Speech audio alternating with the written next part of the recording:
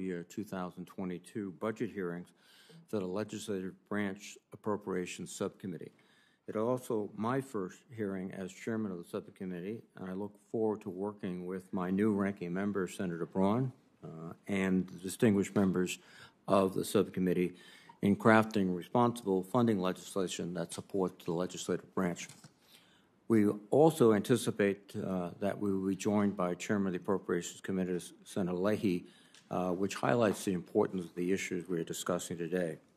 Today we have with us the Architect of the Capitol, Blanton, Sergeant-at-Arms General Karen Gibson, and the Acting Chief of the U.S. Capitol Police, Yogananda, Pittman. This is the first appearance of each of these agency leaders before this subcommittee, and I thank you for joining us today to testify. Let me first begin by thanking the women and men of your agencies. Over the last year, they have endured threats to their health and their physical safety in order to serve this institution. Some indeed have lost their lives. They deserve our gratitude and much, much more. And please communicate that message to your dedicated colleagues. As leaders, members of Congress owe it to them not only to provide the resources they need to do their jobs, but also to temper the inflammatory rhetoric that can put them in harm's way. In short, we need to be exemplars of civility, both privately and publicly. This is a difficult time for your agencies and for Congress. Like the rest of the United States and the world, we have grappled with the COVID-19 pandemic for over a year. Because the Senate and House continue to meet, many of your employees have had to show up in person for work. They have provided the Capitol campus with enhanced cleaning, PPE, food services, IT enhancements for remote work, and of course, security. Hundreds of your employees have tested positive for COVID since the pandemic began. You have had to spend millions of dollars in regular appropriations beyond what we provided last year in the CARES Act. I hope we can soon deliver on our promise to make you whole with an emergency supplemental. Meanwhile, I want to know how those unanticipated costs have impacted your missions. In the midst of the pandemic, we experienced the January 6th Capitol attack. Like all of my colleagues, I am grateful to all the brave men and women of the Capitol Police for their service on that day. It's not an exaggeration to say that they defended democracy. I want to thank the Architect of the Capitol's employees for working into the night and morning to clean the wreckage. And thank you to the Sergeant-at-Arms employees for their efforts to make sure the Senate could meet again that day to finish its business and certify the election. Last Friday marked 100 days since the horrible attack, which led to the deaths of 3 police officers. 140 officers were injured that day. Thousands of National Guard were deployed and remain on duty here. $68 million in damages have been accounted for so far, and 419 individuals have been arrested to date. We know that officers and other Capitol community employees continue to suffer trauma. Serious questions have been raised about the leadership of your organizations and the actions taken or not taken in, on, and before January 6th. And this includes scrutiny of the Capitol Police Board, upon which you all sit. Regrettably, a second attack in the Capitol occurred just weeks ago, taking the life of Officer Billy Evans and injuring another officer. This latest attack highlights the challenges of securing the Capitol and maintaining an open campus environment so that all people can visit and share this special place. The tough decisions we will make on reforms, mission, and operational structure and physical security measures will directly affect your agencies and the Capitol campus. We want to make sure we find the right solutions. It will be up to this subcommittee to provide you with the tools you need to implement those changes and to hold you accountable for implementing them successfully. Your agencies are charged with ensuring that our physical space here on the Capitol campus is safe, not just for the members of Congress and staff, but also for the millions of visitors who come here every year and we hope will return soon. You're also responsible for our virtual security, our cyberspace and IT infrastructure, which we have relied upon heavily during the COVID-19 pandemic. On this subcommittee, we want to make sure the Capitol Police, the Sergeant-at-Arms, and the Architect of the Capitol have the tools needed to continue keeping us safe and to keep up with known and emerging threats. While the inclination for Congress has set itself to be an example of frugality, We should not skimp on these investments. Yet we will have to balance the needs of all the legislative agencies against our resources. That includes fully supporting your agencies, but also making sure other priorities are protected in our bill. And we need to be cognizant that there will be a top-line budget cap that we must abide by. While we do not yet have a broader budget agreement for fiscal year 2022, we do know legislative branch is not insulated from that debate. I know Chairman Leahy, who's just joined us, will be working hard to provide every subcommittee with the resources it needs, but his presence today shows how important the bill is. And now let me turn to my ranking member, Senator Braun. Thank you, Michael. Thank you, Chairman Reed. Thank you, Mr. Blanton, Acting Chief Pittman, and Lieutenant General Gibson for being here today. This is my first hearing as ranking member of this subcommittee. I look forward to working closely with Chairman Reed in crafting a fiscally responsible funding bill that supports the important activities of the legislative branch. The past 3 years have been an unprecedented period for the Congress, from the longest government shutdown in American history shortly after I got here, to two impeachment trials, to the events of January 6th, to the vehicle attack at the North Capitol barricade earlier this month. Especially grateful for the service of the brave men and women of the Capitol Police and the sacrifices they have made to protect the Congress. The deaths of Officer Evans, Officer Sicknick, and Officer Liebengood have been devastating losses, and my sincere condolences go out to the families and friends of those officers. The courage and resiliency of our Capitol Police officers is demonstrated every day in their unwavering commitment to protecting the rule of law in this institution. Today we will be discussing the requested budgets for each agency in light of these recent events. Through this process, we can ensure that the funding appropriated through fiscal year 2022 is targeted but sufficient to ensure the security of the Capitol complex. There are several assessments underway to examine the failures that occurred on January 6th. As those assessments are conducted, it is critical that we examine all aspects of campus security, including both physical security and the decision-making processes that ensure the Capitol Police have the resources to complete their mission safely. In this regard, we must make informed, holistic funding decisions to ensure we solve and correct the problems and invest to address threats of the future, oftentimes the hardest thing to do. However, as we begin crafting the fiscal year 22 legislative branch bill, we must do so in light of the unprecedented fiscal situation in which we find ourselves. In the short time since I've been here, through the challenge of COVID, the structural trillion-dollar deficits that we contend with every year that are soon to become $1.5 trillion have to be kept in perspective. Unsustainable debt levels, interest payments, and spending habits have negative effects across the entire federal government. They crowd out critical investments in priority areas for all members.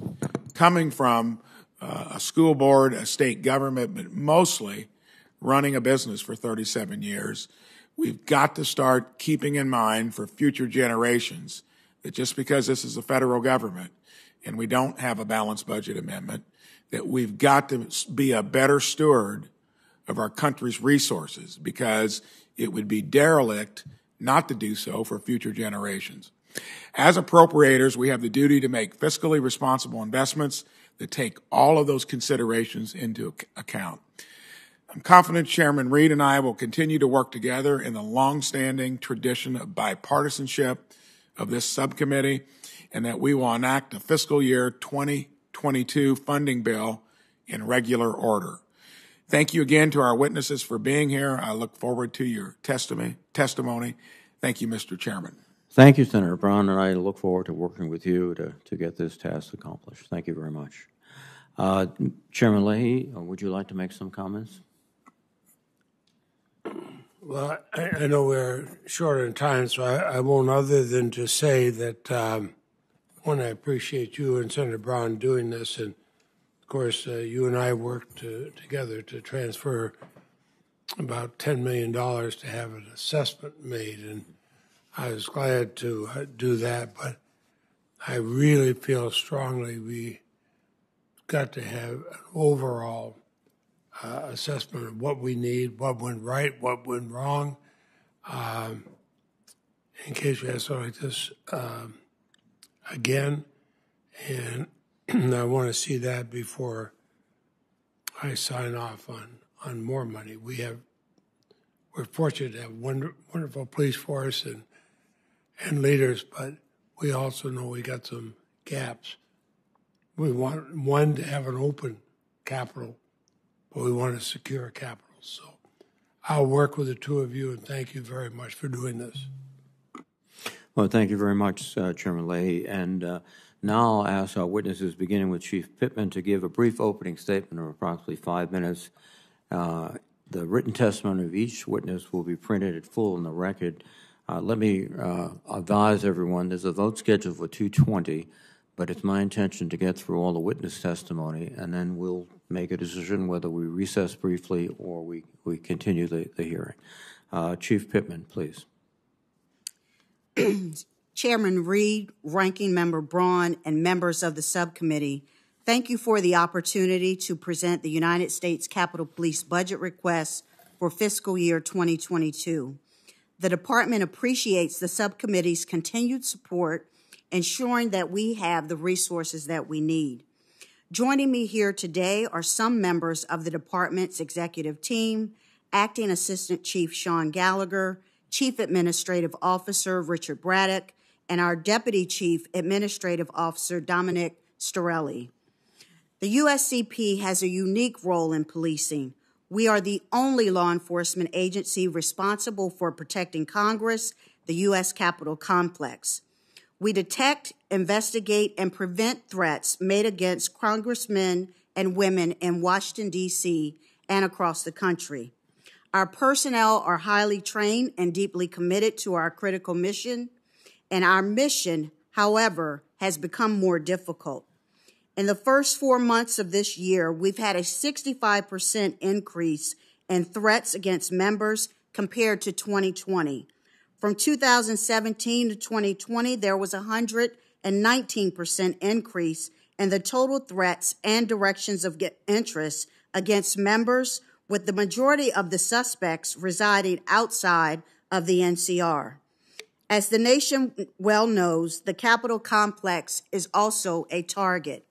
Shortly after the attack on January 6th that resulted in the deaths of Officer Sicknick, Officer Liebengood, and the lone assailant that struck and killed Officer Evans and injured another at the Capitol's North Barricade, it would be right for me to say that this is a difficult time for the department, and that is probably an understatement.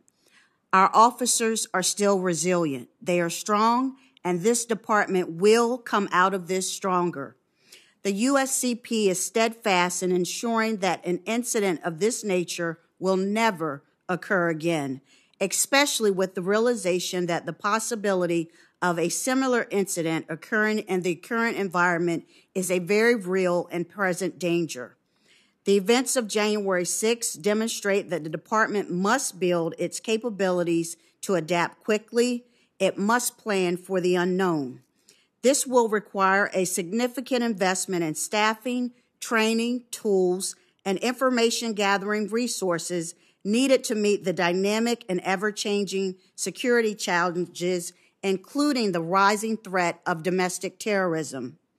A large portion of the budget is a request and an investment in our employees, which are our most important asset. Most of the request covers mandatory salary and benefit requirements, cost of living adjustments, and overtime for critical training. It also includes funding for 212 new sworn officers for mission-critical requirements, guaranteed funding for a student loan repayment program, which we haven't always funded, but is a critical component for recruitment and retention. The FY22 request also includes a general expense funding to secure additional capabilities to equip our officers with the tools, equipment, technologies, as well as wellness initiatives to maintain the highest levels of readiness both on the complex and throughout the region. This includes items such as protective travel, training, hiring, outfitting, providing uniforms, weapons and ammunition, as well as expanding access to the Employee Assistance Program and other health and wellness programs. I want to again reiterate that our officers who are on the job 24 hours a day, 365 days a year, are our greatest assets in helping to prevent and respond to threats. On January 6th, the insurrectionists attempted to stop Congress from certifying the Electoral College.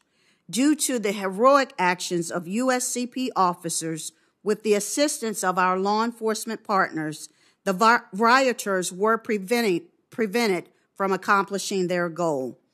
To ensure that USCP is always at the ready to keep Congress safe, it's important that we make these crucial investments. The 83 Senate bombing, the 1998 shooting, 9/11, and the anthrax attacks have all been historic, pivotal moments that have forced the department to evolve rapidly.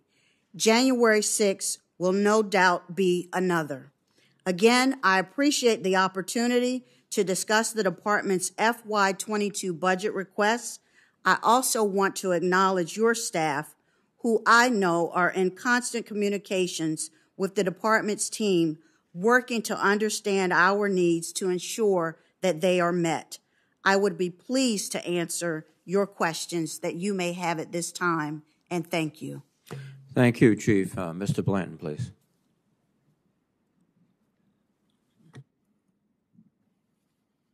Thank you, Chairman Reed, Ranking Member Braun. And on behalf of all my employees, I want to thank you for the kind opening remarks mentioning my employees. I am truly proud of them. Chairman Leahy and members of the subcommittee, I appreciate the opportunity to present the Architect of the Capitol's fiscal year 2022 budget. It has been a whirlwind year since I began my tenure as the 12th Architect of the Capitol.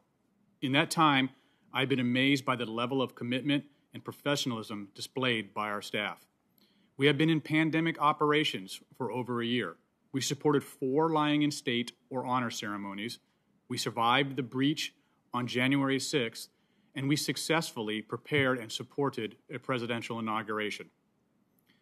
This request introduces several new initiatives that will address many of the most critical needs of the Architect of the Capitol and the Capitol community, including committing ourselves to long-term planning and developing strategies that will prepare facilities and grounds under our care for the next century. One of these strategies is development of an enterprise asset management system, also known as EAM, to aid in decision-making regarding operating, maintaining, renewing facilities and infrastructure assets such as buildings, equipment, and machinery in a manner that achieves industry standards and best business practices.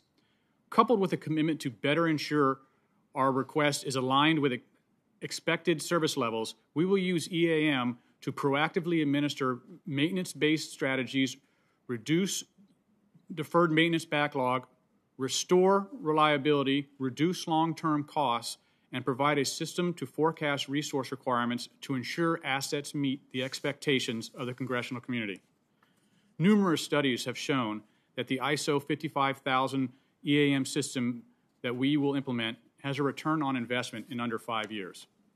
This budget also reinforces my commitment to AOC's employees by developing a human capital strategy that will bolster our efforts to acquire, develop, train, retrain a talented, diverse, and highly skilled workforce that is prepared for the future.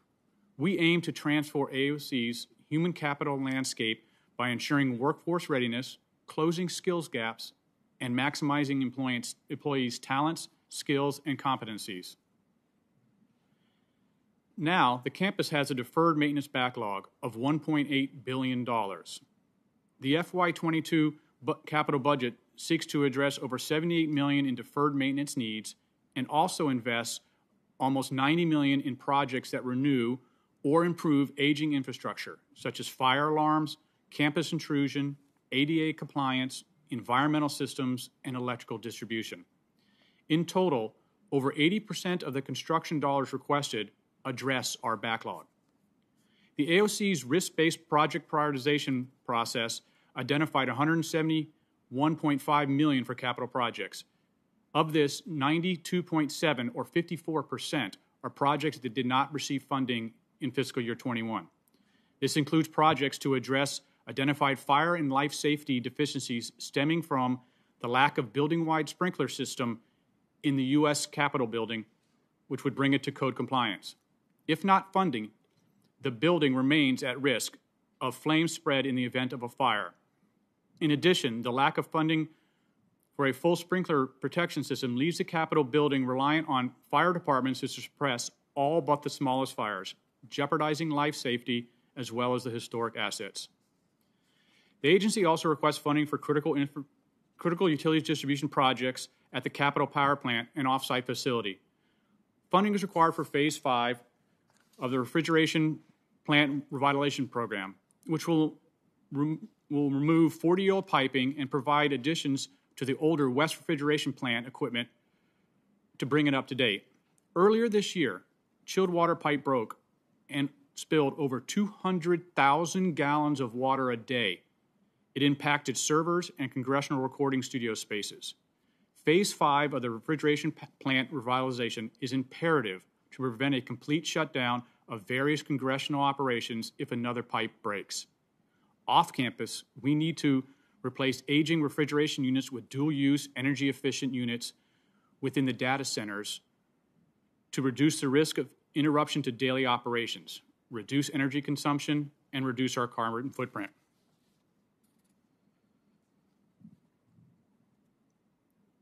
Finally, as we continue to address the Capitol's future facilities needs in the aftermath of the January 6th brief, I would like to take a moment to thank the subcommittee for your support of a campus-wide facility assessment. This assessment will coordinate and collaborate with campus partners, including the two sitting next to me, to identify necessary security upgrades to facilities and infrastructure on the Capitol. It will evaluate options and the engineering requirements necessary to accomplish those options and provide the committee with budget-level details needed to make decisions on potential project resource needs. I look forward to continue working with you and with my colleagues joining me on this panel today as we assess the physical security needs. This physical assessment is underway, and I expect to have initial information with you in the coming weeks. During my selection and confirmation process, I promised to transform the AOC. This budget request is the first step of that transformation. Additionally, last year I promised to emphasize deferred maintenance and emergent needs for our facilities. I am confident this request, coupled with the changes we are actively incorporating throughout our agency, represent a major step forward and the beginning of the future of AOC. I appreciate your thoughtful consideration for our budget request. Thank you for your time, and I'm happy to answer your questions. Thank you very much, Mr. Blanton. General Gibson, please. Chairman Reed, Ranking Member Braun, members of the subcommittee, I appreciate the opportunity to discuss the Sergeant-at-Arms FY22 budget request.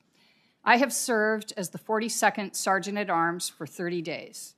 I did not seek this position, but I am grateful for the opportunity and gladly accept my responsibilities. Like so many Americans, I was aghast, appalled, and deeply angered to watch the violence that unfolded at the Capitol on January 6th. I volunteered my services to the House Security Review Task Force because I wanted to do all that I could to ensure such an assault never happens again. As a member of that security review team, Task Force 1-6, I gained valuable insights into many of the operational and institutional challenges associated with securing the Capitol. Now that I am at work in the Senate, I continue to learn about processes that need improvement or additional resources. My top priority is to develop with my partners a comprehensive plan to keep the Capitol and its occupants safe. As the Sergeant-at-Arms identifies and refines requirements for improvement or enhancement, we will work closely with and rely on the architect for design and construction expertise and the Capitol Police to provide operational capabilities. We are guided throughout by the desire to maintain a secure, open campus that balances access and security. I believe the Congress will likely need supplemental appropriations beyond this baseline budget request to strengthen our physical security infrastructure and improve operational readiness. I look forward to working in partnership with the subcommittee as we make responsible decisions on topics such as fencing, technology, and building access. Together, we will make informed decisions when allocating appropriated funds. For FY22, the Sergeant-at-Arms requests an increase of $53.7 million and 30 additional personnel to support the Senate. Fully funding our request would provide the Sergeant-at-Arms with $281.7 million and 957 employees to directly support the senators, staff, and constituents we serve.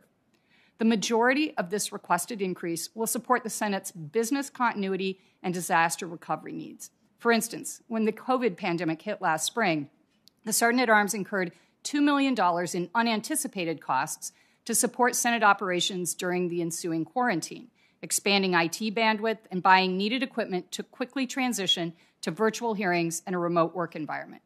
Nor had the Sergeant-at-Arms forecast requirements associated with Hurricane Laura, which destroyed 2 state offices last summer. Establishing a $25 million business continuity and disaster recovery fund will position the Sergeant-at-Arms to quickly respond to the requirements that often develop immediately in the wake of unplanned events or natural disasters. We would treat any expenditures from this fund as reprogramming requests, requiring your express approval as part of our commitment to transparency.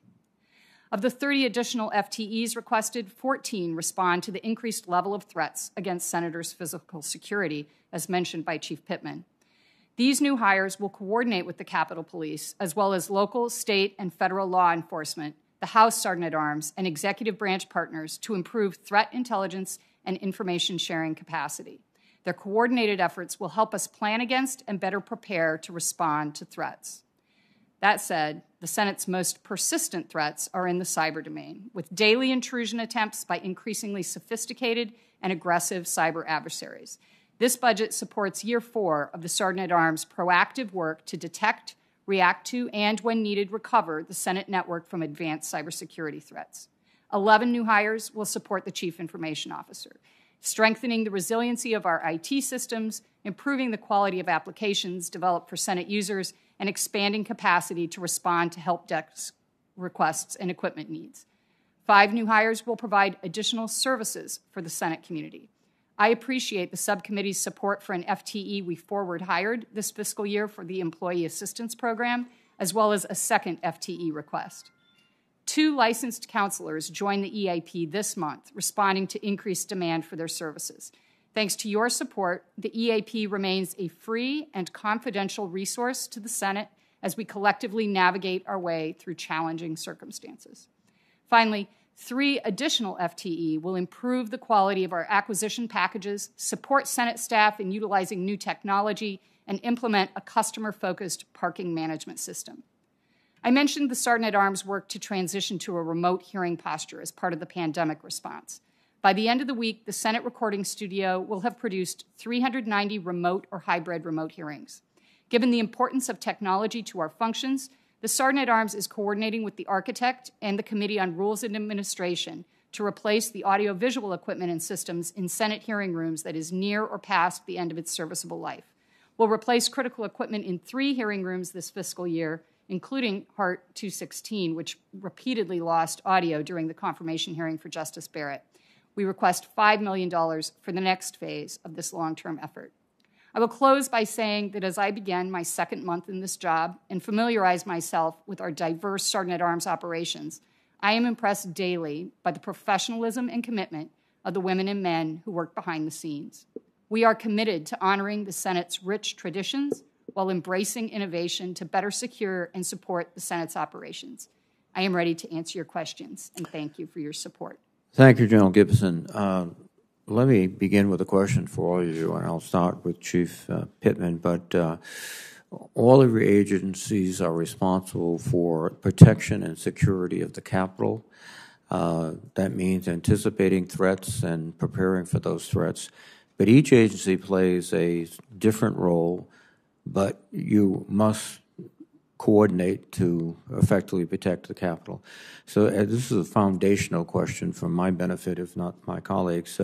Can you each clarify what your agency is responsible for, and how do you coordinate with the other agency? Chief Pittman? Absolutely. So U.S. Capitol Police, our primary responsibility is for securing the entire Capitol complex. We also provide nationwide protective services for members of the congressional leadership, as well as investigation of threats against members of Congress and their immediate families. I work very closely with the Capitol Police Board to the right of me. If there's any security questions, they pretty much have oversight of U.S. Capitol Police and are a mediator between U.S. Capitol Police and the members of Congress. For the operational security plans on the campus, the chief does have a bit of autonomy, but I do make my counterparts aware of the security and operational planning for the campus. Thank you, Chief. Mr. Blanton, please. Yes, as the architect of the Capitol, I'm in charge of the maintenance, care, and upkeep of the entire Capitol complex, including the Capitol building, the House and Senate office buildings, the Supreme Court, Library, Congress, and the Botanic Gardens, and some other buildings as well.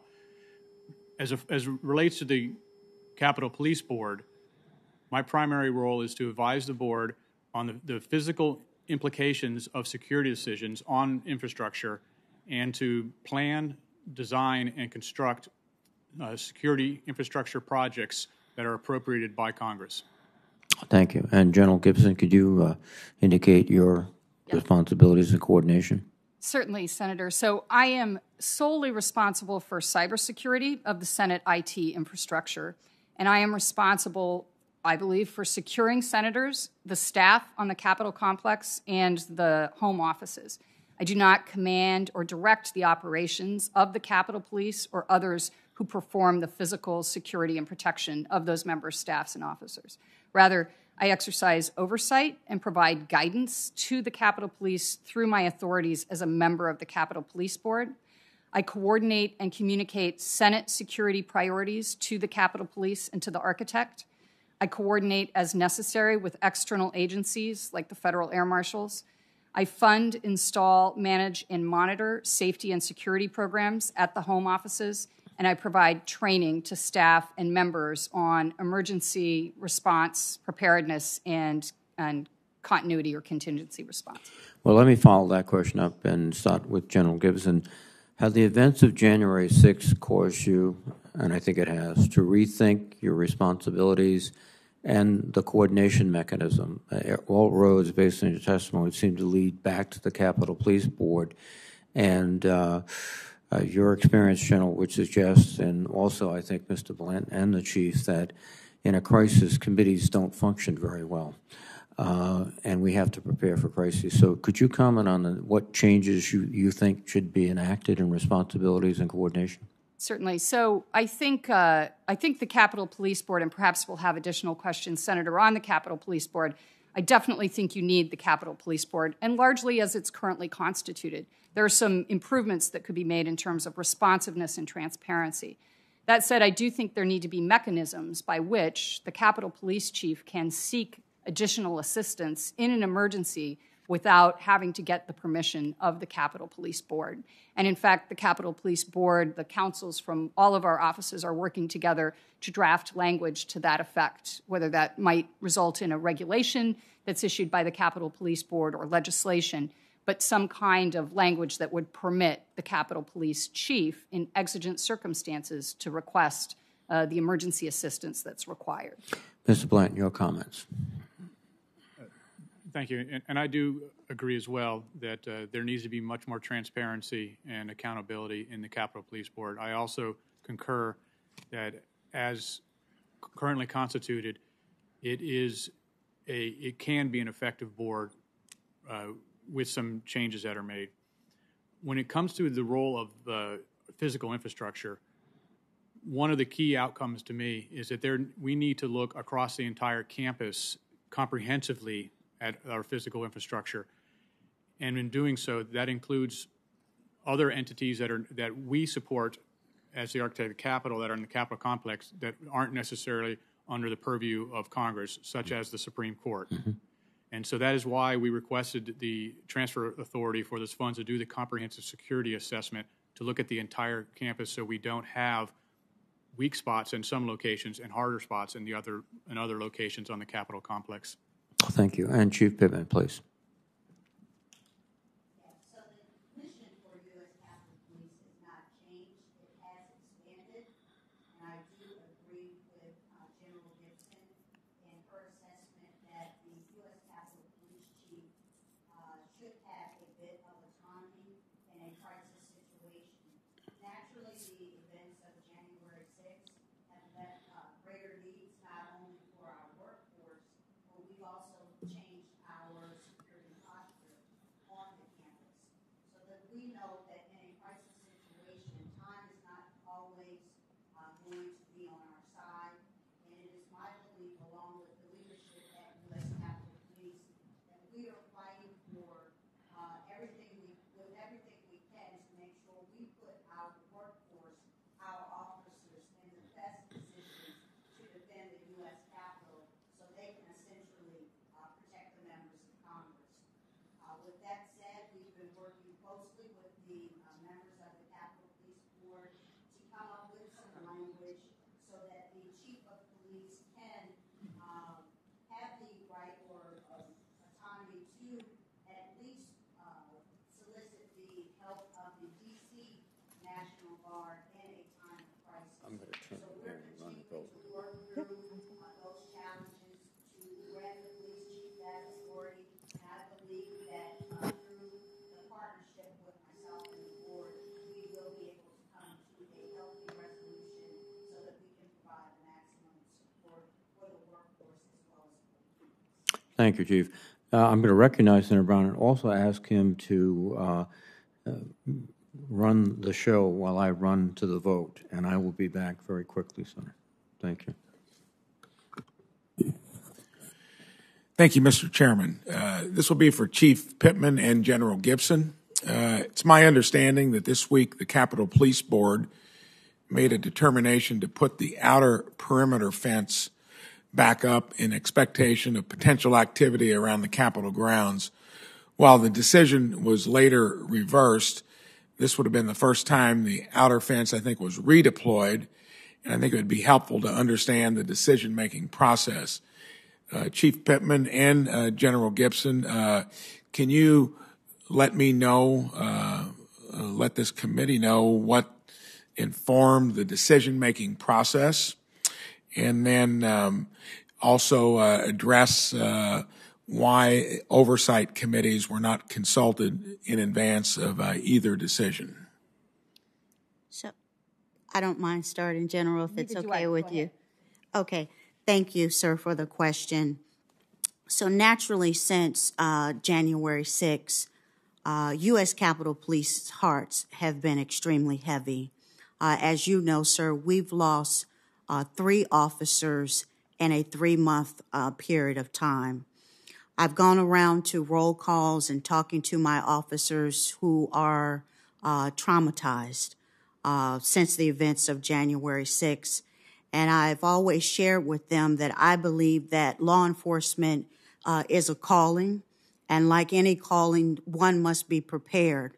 However, there is nothing that prepares you as a chief or as a member of the workforce for losing 3 members of your police family in such a horrific manner back to back as we have experienced. So Capitol Police has based our security posture based on 3 primary things: threats to the community, the limitations of the infrastructure on the campus, as well as the limitations to the USCP. So I think one point of clarification is that the department, along with the Capitol Police Board, had extensive discussions about deploying fencing, an additional layer of fencing to the outer perimeter based on those 3 primary things. We know that there are still limitations repairs that need to be made to the infrastructure. We know that U.S. Capitol Police does have the support of its law enforcement partners, but there are still some limitations there. And there was a concern, or at that time, of violence threats to the community. So the Capitol Police Board had a conversation, or several conversations, should I say, about the best options to securing the campus. The decision, I don't think, General Gibson, you can correct me if I'm wrong, was a final decision to actually deploy the fencing, but we were preparing if the fencing needed to be deployed, along with the architect of the Capitol, that we would have the tools and resources that we needed in place to keep the workforce safe, as the target would have been law enforcement. It was imperative to me that I provide the support needed for those officers who have already been traumatized, and in turn, they would be able to keep the Capitol complex safe. With the oversight committees? So I would say I informed the senior staff of the oversight committees within 5 minutes of my conversation with leadership staff of both the majority and minority. And that was, as shortly as practicable following our conversations. That was my interaction with the oversight committees for which I felt responsible. I'd like to, if I could, Senator, expand on Chief's comments regarding the decision that was made. It was made considering the domestic environment of increasing interactions, clashes with police, and activation of National Guard across the nation, to include a shooting of National Guard in Minnesota. The lack of backup for our Capitol Police here or the MPD due to the demands of National Guard and others, and in close coordination and conversation with the Metropolitan Police, the Park Police, the U.S. Secret Service, the Federal Protective Services, and our actions were entirely consistent with the additional measures that the executive branch was taking to protect facilities in the city. There had been vandalism at Columbus Circle, which is very close to some vandalism associated with these protests, which is very close to our Senate office buildings, as you know. The other point I'd like to clarify, it was not an intent to erect the fence that existed in January, February, and March, but to put up selective portions of the fence without razor wire, leaving all avenues open for pedestrian access, for driving, for people of the city. It would represent no kind of impedance for people who worked on the Capitol complex. And we discussed what had been done last summer, which was, as I understand, police officers with bicycle racks, and felt that this was a more effective and efficient way to secure the Capitol in terms of manpower, was to extend the current standoff distance from the building of any protesters that might come. Finally, I would say I did not feel that we reversed our decision but suspended it. We wanted to see how the city would respond last night. We suspended implementation, and it was a calm night. And in fact, our deputies met again today to discuss what the final disposition might be. Thank you. Mr. Blanton, what was the anticipated cost for redeploying the outer fence, and was the ALC's plan for absorbing that cost along with the continued costs of the inner perimeter fencing remaining up? What was, can you tell me what that might have cost had it gone through? Yes, Senator, and it would all depend on how long that fence was up. If it was a notional week, it would be around $1 million a week. For funding of that fence, we have money that was transferred earlier this year from one of my construction projects at the Library of Congress for fencing on the Capitol. It would have come out of the remainder of those funds, and then it would have effectively have done is taken the amount of time we could have had the inner fence up, reduce that, because we would run out of money sooner. One quick follow-up question. The vote has been now on for 16 minutes. for 16 minutes? Okay. Do you want to? No, I'm going to ask questions before I go vote. Go ahead, Senator Leahy. I don't in any way minimize the tasks you have ahead of you.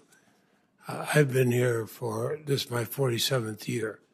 I never thought I'd see anything as horrific as we saw in January. It's a long way from as a teenager walking through halls with unguided halls, open halls with my parents to what we saw there. So I don't question anyway that you have a difficult time ahead of you. And as I knew 3 officers who died, knew quite well. And I feel that and their families. But in February, I asked the former chief and sergeants at arms that the Appropriations Committee and ultimately the Congress had met their request for salaries and operating expenses in every fiscal year. The response was a firm yes. So it leads me to believe that the failures we saw on January 6th were the results of a failure of leadership to either deploy officers, to equip them properly, or to provide them with needed intelligence that a mob was on its way to the Capitol, not a lack of resources. Since then, of course, you've had a chance to do a lot of retrospective review. What have you learned about your agency's needs in terms of new and emerging operations, training, intelligence, physical security capabilities, and do your FY22 budget requests or emergency supplementals reflect those changes? Chief, I'll start with you. Yes, sir. So we've learned a number of things. We've welcomed the assessments that have been provided, not only by the Office of the Inspector General, but General Gibson also participated on General Honore's 1-6 task force that did an overall assessment of the department. And then we also have the GAO who's providing an assessment as to what went wrong, lessons that should be learned from January 6th. From the very beginning, the leadership team here has welcomed those assessments. We've had a chance to review at least the IG's first flash report, and we've already done a number of things to improve. But do your budget requests, and I'm sorry to cut you off, but this vote is underway in the floor. I'm going to run. Do your budget requests reflect what you've seen of the needs? Absolutely. So the budget requests reflect the needs for our most valuable asset, which is our officers. So it's requesting 212 new sworn officers as well as 47 new civilian positions that would fill some of those things that you mentioned in terms of intelligence gaps, technology capabilities, expanding those roles. So there's a number of items primarily related around staffing, and then there are some residual costs that will result from increasing those staffing, and we can provide that report to the committee. And I would note, Chief, that the security detail provided to the President Pro Tem as one who served in law enforcement, I can say they are among the most qualified and expert people I have seen. Thank you. Mr. Blanton,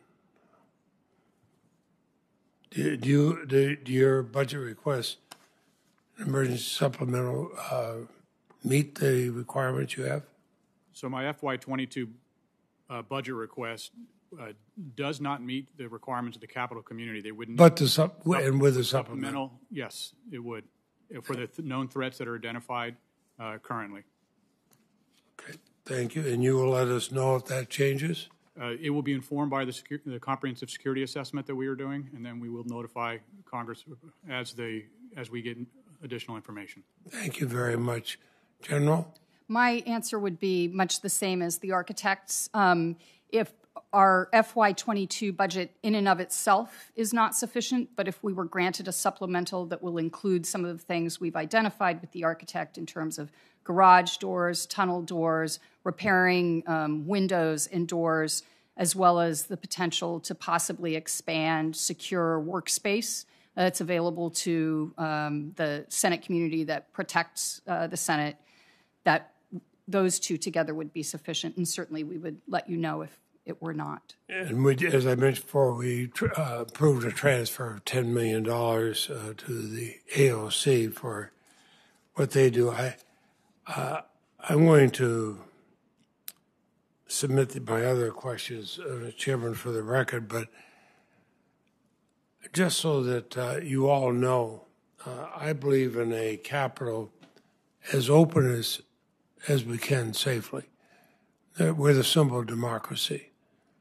I hear from people, not only all over our country, but all over the world, how much it's meant to them when they've walked through, looked at the history, paintings, talked to people, having members of Congress and staff and everybody else be able to stop and talk to them as they go through.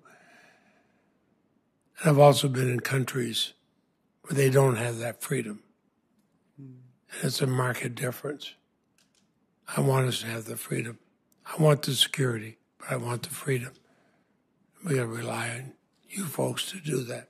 Thank you, Mr. Chairman. Thank you, Chairman Leahy, and thank you for your very thoughtful and eloquent remarks. Very much.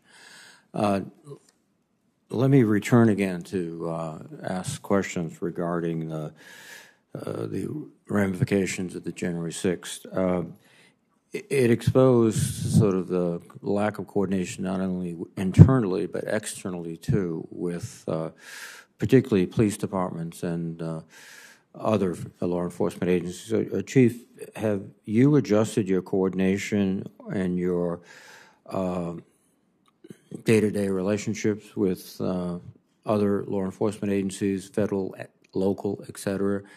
And are we still waiting, I think you suggested before, waiting for a decision about giving you emergency powers or giving you powers in an emergency? Is that still pending? Yes, sir. That is still pending. We are still working. The General Counsel for U.S. Capitol Police, as well as the General Counsels for the Capitol Police Board, are working together closely, and I believe that we will be able to strike that balance relatively quickly so that the police chief can have some autonomy to call at least the D.C. National Guard during an emergency or crisis. And there's some additional details within that, within those parameters that we still have to work out. As it relates to the relationships that U.S. Capitol Police has with its partners, I am proud to say that we work closely with state, federal, as well as local authorities. I talked to Chief of Police Robert Conti of the Metropolitan Police Department almost daily. I've had conversations routinely with U.S. Secret Services Police Chief as well as U.S. Park Police. We have been working closely with the FBI on a task force after January 6th. At this point, we've arrested, with their assistance, over 350 participants in that insurrection. We've identified hundreds of individuals, and we are working daily to make sure that everyone that came here on January 6th and violated various aspects of the law are being held accountable. Now, do you anticipate with this new authority that you will, on a regular basis, train with and exercise with these other law enforcement or National Guard units?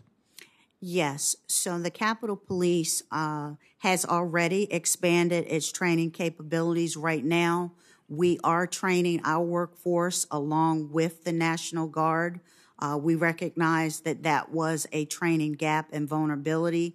So the D.C. National Guard has allowed us the use of their facilities. We've also conducted several trainings. In addition to what we do at the D.C. Armory, we've conducted several trainings on the campus, and we're scheduled to train with several of our federal partners, and we meet every Friday with the DOD to establish a national capital region response plan to any type of crisis to Washington, D.C. So we're currently working on those initiatives. Thank you.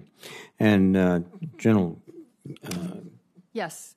this seems to be a question that you should be able to field very well, which is January 6th represented an intelligence failure, not estimating what would happen and not being prepared for contingencies. My presumption is that you don't have a direct role in intelligence, but from your observations, have we done enough to improve on a systematic basis the intelligence available to the Capitol Police and to everyone else, even to members? So thank you, Senator. That's an excellent question. First, I'd like to say there were some significant intelligence failures leading up to January 6th. I'm personally reluctant to use that expression because it tends to let the rest of the community off the hook. And sometimes we cease our introspection into the other areas where we failed, whether that was leadership, coordination, training, et cetera. But you are correct. There were some significant gaps, not only at the Capitol, but across the Washington, D.C. area and with some of our federal partners for failing to recognize that this was not only a possible scenario, but perhaps quite likely. And I have seen since my participation in the task force on the House side improvements in the intelligence collaboration, cooperation, and in the intelligence functions that are performed in the Capitol Police. Yesterday, they hosted us for an excellent classified discussion of some of the threats to the region, and I believe those will be regular occurrences. There is still room for improvement, and I would say there is probably the Task Force 1-6 recommended a modest increase in the number of trained intelligence professionals in the Capitol Police. This is work that should probably be done by intelligence analysts as opposed to sworn officers or others who might be employed elsewhere. And in the Sergeant at Arms, for some of our FTEs that we're requesting, we need to look at hiring intelligence professionals to perform these tasks, not people who formerly worked in security fields, not just because someone formerly worked in a security field at the campus. So I am heartened by the improvements that I've seen, but there is still work to be done. Thank you. All roads seem to lead back to the police board, and I'll just ask another fundamental question. In your view, and I'll start with Mr. Blanton just to vary that. Who does the